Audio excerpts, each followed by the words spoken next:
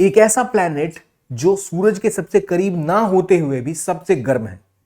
हाँ, हम बात कर रहे हैं एक ऐसे प्लैनेट की जहां पर बारिश होती है तो पानी नहीं, सल्फ्यूरिक एसिड गिरता है बरसात में। हम बात कर रहे हैं वीनस की, यानी शुक्र की। और इसरो अब एक नया मिशन कंप्लीट करेगा वीनस के ऊपर, जिसका नाम है शुक्रयान। तो आखिर क्या है शुक्रयान, क्यों वीनस की स्थिति ऐसी है और क्यों उसे स्टडी करना इतना इंपॉर्टेंट है, और इस ग्रह में ऐसी क्या बात है कि इससे पहले जो भी लैंडर वहां गए वो कुछ घंटों में ही ध्वस्त हो गए। और अगला ऐसा ग्रह जहां पर एक हौड़ लगी है मिशंस को लेकर, चाहे डाविंची हो नासा का या यूरोपियन स्पेस एजेंसी का, या फिर 2028 में इसरो का प्लान्ड शुक्रयान मिशन। डिस्कस करते हैं इस पूरी कहानी को। सबसे पहले समझते हैं कि 2028 में होने क्या वाला है। 2028 में इसरो अपना अगला मिशन शुक्रयान लेकर जाएगी शुक्र ग्रह के ऊपर। और शुक्र ग्रह मतलब वीनस। वीनस की एक खास बात है, वीनस एक ऐसा ग्रह है जिसके बारे में कहा जाता है कि ये अर्थ का ट्विन है। और इसको अर्थ का ट्विन इसलिए कहते हैं क्योंकि स्ट्रक्चर और चीजों को लेकर काफी सिमिलैरिटीज हैं।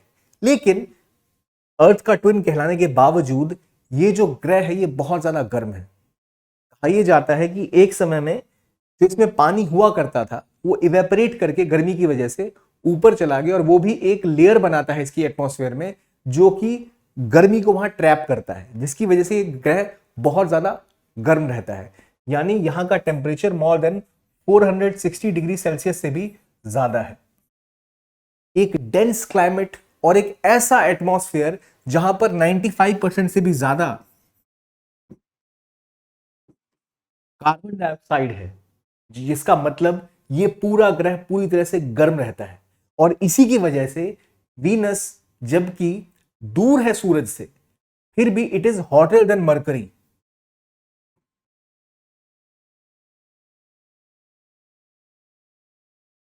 आम लॉजिक अगर हम लगाएंगे तो हम कहेंगे सूरज के सबसे नजदीक मरकरी है तो सबसे गर्म भी वही होना चाहिए, पर ऐसा नहीं है।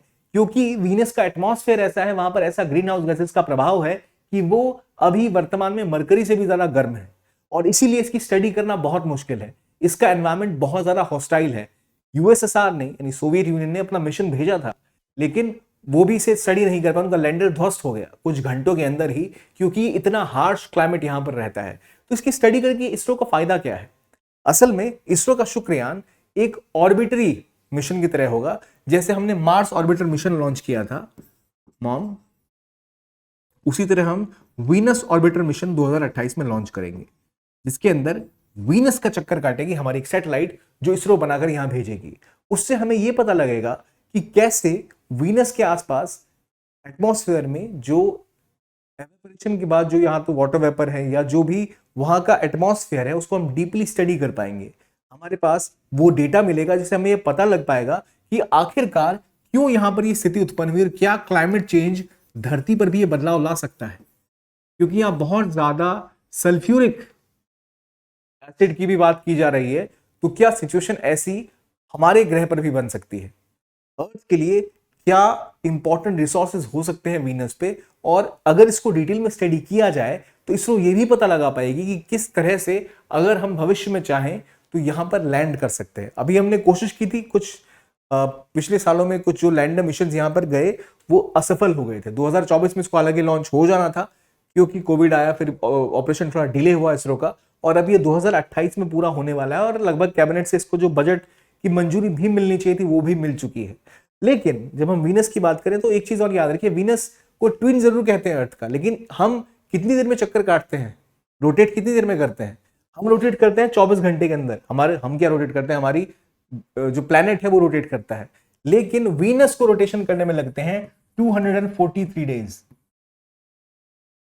तो इतना स्लो रोटेशन और इतना खतरनाक क्लाइमेट चेंज, और अगर हम इसकी स्टडी ढंग से करें तो हमें पता लग पाएगा कि जो अर्थ का एवोल्यूशन हुआ था, जो अर्थ जिस तरह से है वो कैसे इवॉल्व हुई, और जो क्लाइमेट चेंज हुआ है वो किस तरह हुआ है, और उस क्लाइमेट चेंज के बदलाव से हम क्या सीख सकते हैं, उसे कैसे कॉम्बैट कर सकते हैं, इसके बारे में भी हमें जानकारी मिलेगी। यहां तक कि जो यहाँ का पानी कहा जाता है कि इवेपोरेट कर गया होगा इसलिए वाटर वेपर वहां पर है, तो क्या उसके बाद किसी लेवल पर कभी वहां पर वाटर होने की संभावना है? और जैसा कार्बन डाइऑक्साइड वहां पर इस लेवल पे एटमॉस्फेयर में है और धरती पर कार्बन डाइऑक्साइड बढ़ रहा है, हालांकि हम कभी 96% की तो बात ही नहीं कर सकते, पर स्टिल हम ये जान सकते हैं कि क्या जो वीनस आज जो एक डस्टी हॉट प्लैनेट बन गया, वार्म डस्टी प्लैनेट, क्या अर्थ भी उस तरफ बढ़ सकता है? इन सभी चीजों की जानकारी हमारे लिए बहुत इंपॉर्टेंट है और इसीलिए ये इसरो का मिशन उसके लिए बहुत रेलेवेंट बन जाता है। जैसे मैंने आपको पहले बताया, यहां बहुत हाई एटमॉस्फेरिक प्रेशर रहता है, इसी की वजह से सोवियत यूनियन का जो मिशन भी आ गया था वो भी सक्सेसफुल नहीं हो पाया, जो वेनेरा सीरीज का था। उसके बाद शुक्रयान उम्मीद करता है वो हासिल करे जो चंद्रयान और मंगलयान ने हासिल किया। चंद्रयान ने मून पे और मंगलयान ने जो मंगल पे यानी मार्स पे जो डिस्कवरीज की, उससे प्रेरित होकर हम यहां पर और आगे जा सकते हैं। लेकिन वीनस की स्लो रोटेशन, इसका गर्म क्लाइमेट, इसका हाई प्रेशर जोन बहुत मुश्किल बनाता है यहां किसी भी लैंडर को भेजने के लिए। इसलिए अभी हम पहले अपने ऑर्बिटर मिशन के थ्रू इसे ऑब्जर्व करेंगे और उसके बाद इसके बारे में हम बाकी जानकारी लेंगे। लेकिन आपके मन में एक सवाल होगा कि आखिर क्यों अपने बहुमूल्य कैपिटल को हम यहां भेज रहे हैं, क्या ही फायदा है इससे हमें? इससे फायदा ये है कि जब आप स्पेस एक्सप्लोरेशन के ऊपर फोकस करते हो, अब तो खैर से सीधा सीधा फायदा इसरो को मिल रहा है कि हम भी कॉमर्शियल स्पेस फ्लाइट्स में हैं और वहां बहुत सारा पैसा कमाने का स्कोप है, बिलियन डॉलर का मार्केट वो डेवलप हो चुका है। लेकिन इसके अलावा कई ऐसी टेक्नोलॉजीज जो हम अपनी मेडिकल साइंस में इस्तेमाल करते हैं या नेविगेशन में इस्तेमाल करते हैं, रिमोट सेंसिंग में इस्तेमाल करते हैं, जो हम आम जीवन में इस्तेमाल करते हैं, जिसके बिना हमारा जीवन संभव नहीं है। इवन इंटरनेट की बात करें तो उनमें कई सारी टेक्नोलॉजीज ऐसी हैं जो स्पेस एक्सप्लोरेशन के लिए ही डेवलप की गई थी, उसी समय खोजी गई थी, जिसका इस्तेमाल बाद में आम जीवन में भी होने लग गया। जहां अब स्पेस मार्केट एक कमर्शियल मार्केट बन चुका है, इसलिए ये जो मिशन है ये कमर्शियली भी साइंटिफिकली भी हमारे लिए बहुत महत्वपूर्ण। और वीनस का मिशन तो हमें खास बात पे ये बताएगा कि वहां पर क्या कहानी है। तो ये लॉन्च टाइमिंग होगी और लगभग 19 महीने से लगेंगे पूरा करने में। मार्स के लिए सबसे छोटा पाथ जो है वो लेगी 100 किलो के आसपास का मिशन है ये जो हमारा ऑर्बिटर होगा, और ये एक स्लिंग शॉट मैन्यूवर लेगा, जिससे कि जो धरती का ग्रेविटेशन पुल है उसका फायदा उठाना और वीनस के ग्रेविटेशन का फायदा उठाना ये यूज करेगा। और पहली बार भारत अटेम्प्ट करेगा एरो ब्रेकिंग, जिसके तहत स्पेसक्राफ्ट किसी प्लेनेट के एटमॉस्फेयर का इस्तेमाल करके उसके ऑर्बिट के आसपास घूमना शुरू कर देता है। ग्रेविटेशन के खेल को समझते हैं। क्या है स्लिंग शॉट, ये देखिए।